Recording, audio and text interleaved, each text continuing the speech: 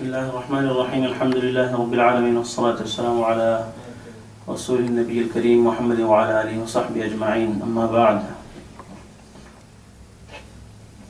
First of all, we like to thank the Masjid Committee also for allowing us to have this program, and for all the Imams for coming here, Jazakumullah khair, for having us here as well.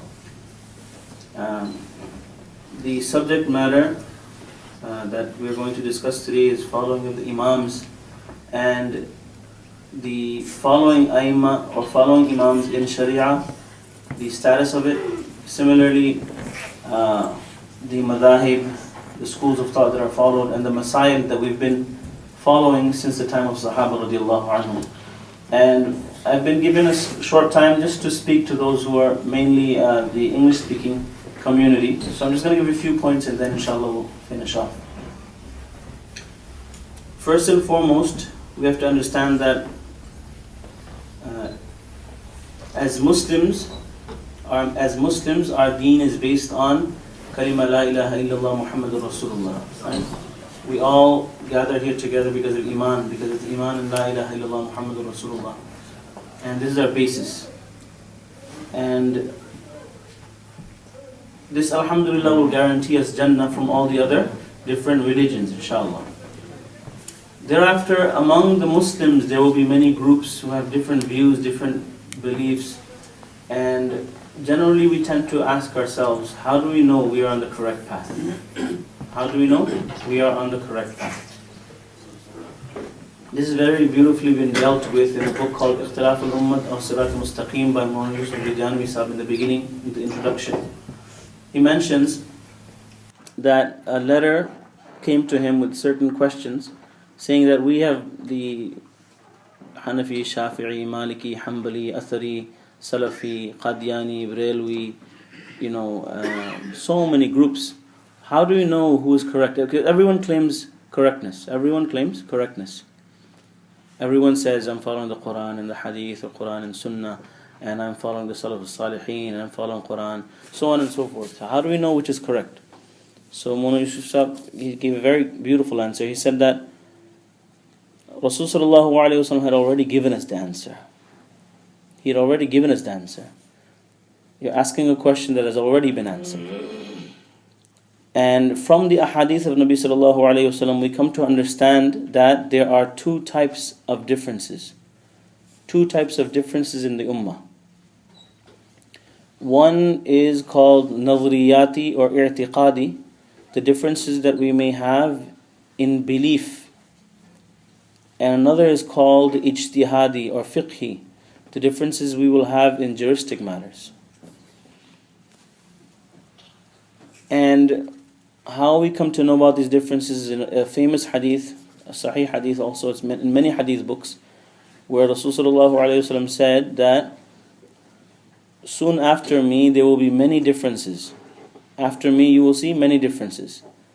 And when that time comes, then hold on to my path. The famous hadith we all know, most of us, فَعَلَيْكُمْ بِسُنَّتِي وَسُنَّةِ الْخُلَفَاءِ الرَّاشِدِينَ الْمَهْدِيِّينَ عَضُّوا عَلَيْهَا بِالنَّوَاجِذِ. Hold on to my path and the path of my Khulafa Rashidin, my Sahaba radiallahu anhum.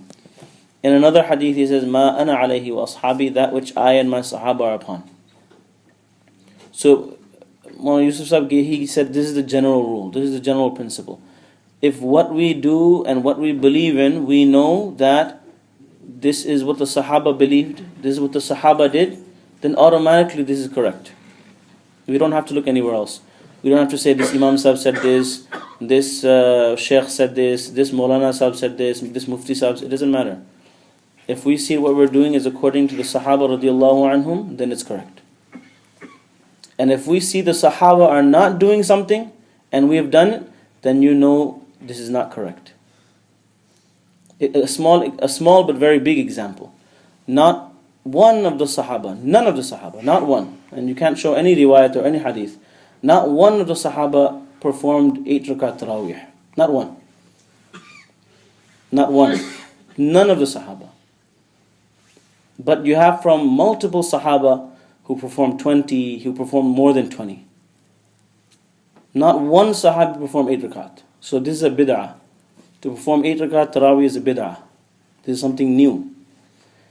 Yes, there's a hadith where Nabi Sallallahu Alaihi Wasallam performed 8 rakat, but if this was concerning Taraweeh, if this was concerning Ramadan night prayers, if this was the sunnah, then the Sahaba would have made amal upon it. So every hadith that we see is not a sunnah. Every hadith that we read is not a sunnah.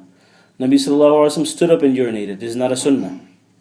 Nabi Sallallahu Alaihi Wasallam, when he called a Sahabi, he said something, Ya Zayd, for example. So saying Ya Zayd is not sunnah. Nabi Sallallahu Alaihi Wasallam, he numerous things he did. For example, he was passing by, there was a tree there, he put his head down. This is not a sunnah. This is just an action that was recorded. So the same way, what is sunnah, what is not. Sahaba, if they made amal upon this is sunnah. If they did not make amal upon it, it is not sunnah. So this is one example. So the criteria of who is correct and who is not correct is amal of Sahaba radiyallahu anhum. I think we all agree on this.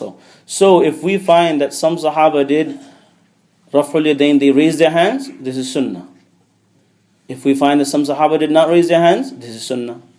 And we find both.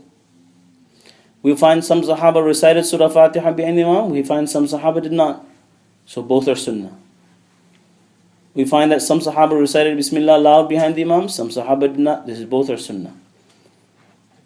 And depending on the research of the ulama who tell us to act upon one and not the other, this is after research one comes to understand that this is more prioritized, this is more virtuous, this is more rajih, this is more this would be more preferable.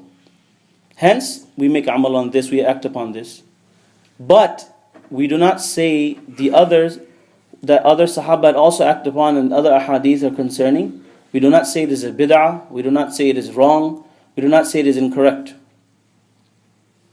This is where you have the different madahib. 4 only came in the end. There were many schools of thought, hundreds of schools of thought.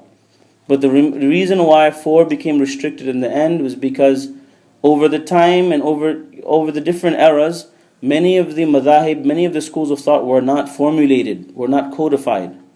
Such as the madhab of Imam Bukhari, Imam and the Sihah Sitta, the Imam Muslim, Imam Abu Dawud and Imam Tirmidhi. Their madahib and their schools of thought, they had. That's why if you open the actual Bukhari, not the translation. Unfortunately, a lot of our brothers, they try to learn from the translation, which is also not permitted or permissible. It is not permitted to learn from the translations. This is also bid'ah. You can take some benefit from the translation as far as advice is concerned, but to learn and extract masail from the translation, this is a bid'ah also. This is a bid'ah, and I can bring many quotes to you from many a'immah.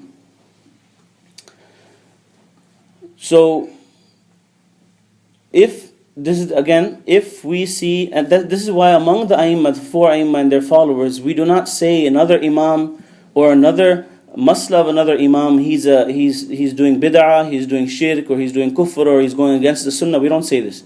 We say this is the more preferred view according to our research, or according to the a'immah. The second view is also permitted for those who are following that school of thought, or that authority, that understanding. But both are correct. That's why the Hanafis, Shafi'is, Malikis and Hanbalis, they never say one is right, the other is wrong. Never. They're all different ways to understand and to act upon the sunnah, and to understand and act upon the laws of Allah subhanahu wa ta'ala. This is why amongst our a'immah, you'll never see one is saying the other is this and the other is this. No. But those that believe only one way is correct in these different ways of understanding the sunnah, those are the ones that are the bid'ati. Those are the ones that are doing bid'ah. This is the only correct way and every other way is wrong. This is incorrect. And this is mentioned by many a'immah. If you open the book of Imam Tirmidhi, many of these people who say these things, they don't study anything. They hear from some sheikh on YouTube, they hear from some imam, or they read somewhere something and they think this is deen.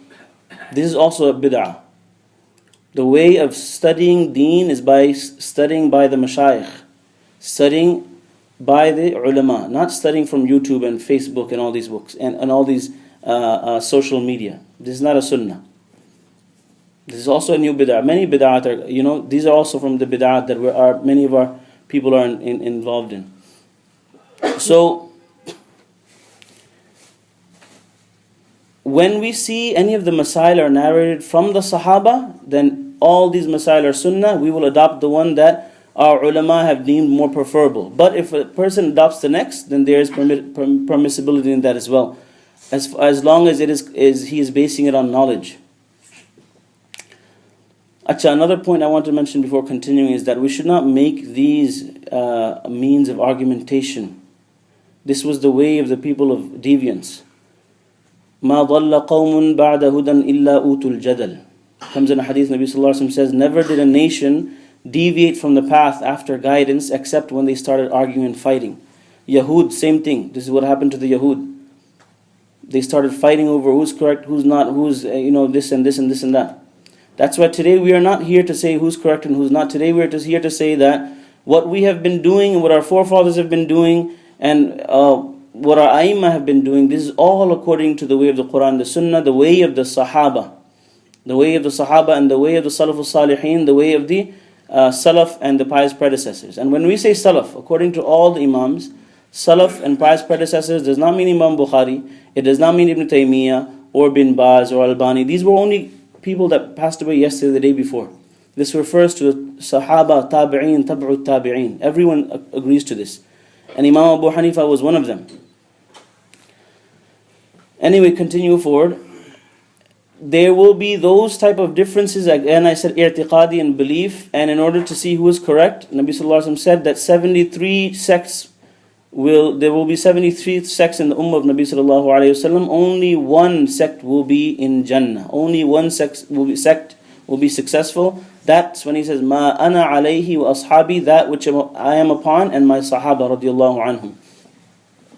So this, from here we know there will be differences that will have to do with i'tiqad and belief. As far as fiqhi differences in salah, way, ruku, sajda, these differences, they were from the time of Sahaba, and Nabi Sallallahu Alaihi Wasallam gave the response to that also. That's a different type of difference. That difference is permitted. It was permitted by Rasul Sallallahu Alaihi Wasallam. The famous incident we all know is mentioned in Bukhari when the Sahaba were returning from an expedition, and they were instructed by Rasul Sallallahu Alaihi Wasallam to go to a place called Banu Qurayza. And Nabi Sallallahu Alaihi Wasallam said, make sure you pray your Asr there. Inshallah, the Aimma will go deeper into the incident. I'm just going to go very short. And so one group performed the Salah. And what happened was they got late. And if they were to perform the Salah, Asr Salah in Banu Qurayza, Asr Salah would be delayed. And the other group said, no. Nabi Sallallahu Alaihi Wasallam said, pray it over there. So we have to pray it there. So there was a difference in understanding. The first group thought, if I pray it here, then Nabi Sallallahu Alaihi Wasallam told us to pray it there. This would be going against his command. So we have to pray it there. So they went over there and prayed Asr Salat late in Maghrib time. And the second group said, no, Nabi Sallallahu Alaihi Wasallam meant try to make it in time for Asr over there and then pray Maghrib afterwards there. So since Asr is delayed, we will have to make Asr here, so Asr is not late, and then pray Maghrib when we get to our destination.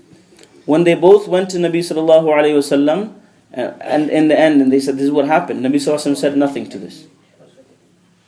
In other words, he did not blame any of the groups because both of them understood, they took a different understanding of deen. This is one example. Many are the examples. Another example is some Sahab, this is mentioned in the books of Hadith. This is not mentioned in some Hanafi, Deobandi, Bengali Imam's book. You open up Bukhari, you open up Muslim, you open up Tirmidhi, I can show you. In Imam Tirmidhi's famous book, Sunan al-Tirmidhi, every chapter he has difference of Imams he mentions. He doesn't say one group is wrong, the other group is right. He doesn't say this. He says one group did Raf'ul Yadayn, one group didn't do. He says one group said Bismillah loud, one group didn't do. But when it comes to Taraweeh, he doesn't say 8. He only says 20. That's it. Nothing else. None of the Aimma say 8. They all say 20. Or 36. If you want, mashallah, if you can do 36, up to you. So, these differences were accepted by Rasulullah. It's mentioned many places where Sahaba had differences in these things. There was no, this one is off, this one is off track. Besides this, you will see these differences were from the time of Sahaba. So how can we today say this person is right and this one's wrong? So today you might say, then why are you here discussing Masail? Today we are only establishing that the viewpoint that we've had in certain masail is the very viewpoint of the Salaf. This is also correct. This is also not only correct. We don't say this is the only correct mas'ala. This is also correct. And these today you'll see they will discuss furu'i masail, fiqhi masail. But unfortunately, the paper that is read out, some people said some things. These were actually jahil people said this. People who are ignorant of deen. They don't understand deen. To say La ilaha illallah Muhammadur Rasulullah is a bid'ah, constitutes shirk or kufr, this itself is a bid'ah. You don't say these type of things. You're saying the entire ummah is kufr now, is on kufr. Allah, give understanding to these people. Ibn Taymiyyah rahimahullah, he says and he mentions, and he's quoting Imam Ahmad bin Hanbal. And if you want to look this, there are many, I have hundreds of quotes here, but there's no time. This is in Tabaqatul Hanabila. He says, من زعم أنه لا يرى التقليد ولا يقلد دينه أحد فهو قول فاسق عند الله ورسوله صلى الله عليه وسلم إنه يريد بذلك إبطال الأثر وتعطيل العلم والسنة والتفرد بالرأي والكلام والبدع والخلاف. He says that a person who does not think that following these ai is correct, then he is a fasiq. Who says this? Imam Ahmad bin Hanbal, he says this. Ibn Taymiyyah quotes this. This is in Tabaqatul Hanabila. There are many other quotes as well. And listen to this. This is the Facebook thing I was telling you about. إذا كان عند الرجل الكتب المصنفة فيها قول الله ورسوله صلى الله عليه وسلم واختلاف الصحابة والتابعين فلا يجوز أن يعمل بما شاء ويتخير فيقضي به ويعمل به حتى يسأل أهل العلم ما يؤخذ به فيكون على أمر صحيح. This is in إعلام الموقعين of Ibn Qayyim al-Jawzi. He says, Imam Ahmad bin Hanbal says, when a person has books written, he has books with him written, and in those books there's a qawl of Allah Ta'ala, qawl of Rasul Sallallahu Alaihi Wasallam, fatwa of tabi'een, it is not jaiz for him to give a fatwa from this and to learn from this until he asks the people of knowledge.